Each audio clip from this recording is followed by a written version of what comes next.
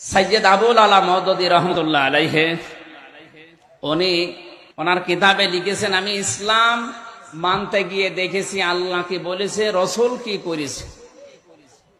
আমি যদি দেখতাম যে আমার মুরব্বী কি বলেছে, আমার দাদা কি করেছে, তাহলে আমি হেদায়েত পেতাম না। এই জন্য যারা আকাবির আকাবির করে লাফান, আকাবির শব্দটা কোরআনে কারিমে কি অর্থে ব্যবহার হয়েছে, যারা কোরআন পড়তে পারে জিজ্ঞাসা করেন তো।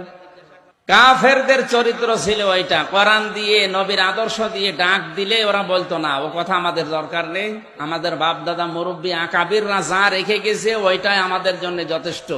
এ কথা কাফেরদের। কাদের? এই রোগ এখন আমাদের ভেতরে ঢুকেছে। কোরআনে কারিমে আল্লাহ পাক বলেন, ওয়াইদা কিলা লাহুম তাআলাউ ইলা মা আনজালাল্লাহু ওয়া ইলার রাসূলি ক্বালু হাসবুনা মা ওয়াজাদনা আলাইহি আবাআনা। ওয়া মানে এবং ইদা মানে যখন, ইলা মানে বলা হয়, তাআল মানে আসো, ইলা মানে দিকে, মা মানে যা, আনজালাল্লাহ মানে আমি আল্লাহ নাজিল করেছি, ওয়া ইলার রাসূলি আমার রাসূলের আদর্শের দিকে আস।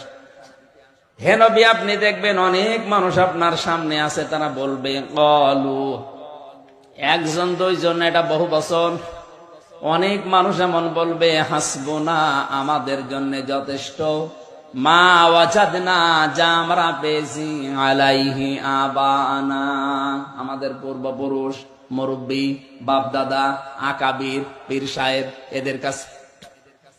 এদের কাছে আমরা যা পেয়েছি এইটাই যথেষ্ট, আপনার কথা আমাদের শোনা লাগবে না। এই চরিত্র ছিল কাফেরদের। কাদের? এই জন্য অন্ধভাবে পৃথিবীতে বিশ্বনবী মোহাম্মদ রাসূলুল্লাহ বাদ দিয়ে কাউকে মেনে নেওয়া জায়েজ নেই।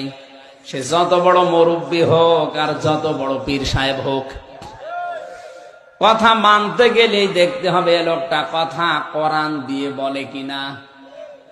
এখানে আরেকটা সমস্যা আছে, বিশেষ করে বাংলাদেশ আর ভারতে। কথা বলবেন না, ভালো করে শুনেন। নবীজির হাদিসের প্রথম শব্দ ছিল মান ক্বালা বিহি সাদাকা, যারা কোরআন দিয়ে কথা বলে এরা সত্য কথা বলে।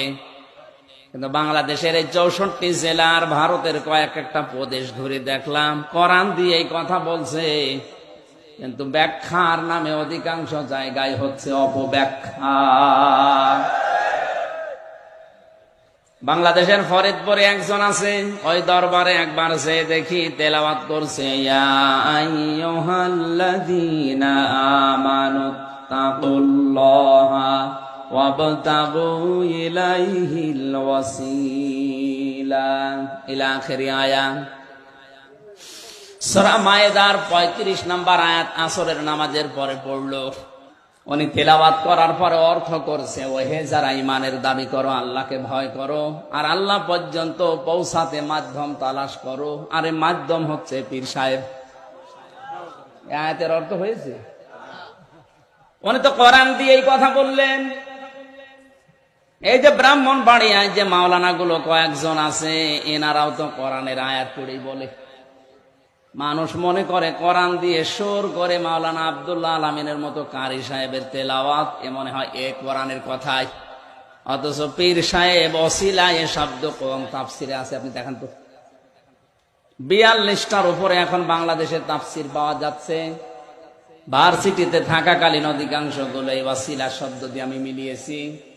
সব মুফাসসির আয়াতের ব্যাপারে একমত, আল্লাহর দরবারে পৌঁছাতে ওসিলা তালাশ করো। ওসিলা মানে নেক কাজ। ওসিলা মানে কি? এ পৃথিবীতে ওসিলা মানে নেক কাজ, এইটাই তাফসিরের ভাষা। যত বড় বড় মুফাসসিরে দুনিয়া থেকে বিদায় নিয়েছে, যারা তাফসির লিখেছে, তারা কোরআনে কারিমের ওসিলা শব্দের ব্যাখ্যায় নেক কাজ লিখলো, আর আপনি পীর সাহেব বানিয়ে দিলেন নিজের ধান্দা, নিজের ব্যবসা ঠিক রাখার জন্য। এই জন্য বলছি, কোরআন দিয়ে কথা বললে সত্য কথা বলে, হ্যাঁ ঠিক আছে, কিন্তু কোরআনের কথা হওয়া লাগবে কোরআন দিয়ে। আপনি তো কোরআন দিয়ে কথা বলার পরে মন মতো ব্যাখ্যা করছেন।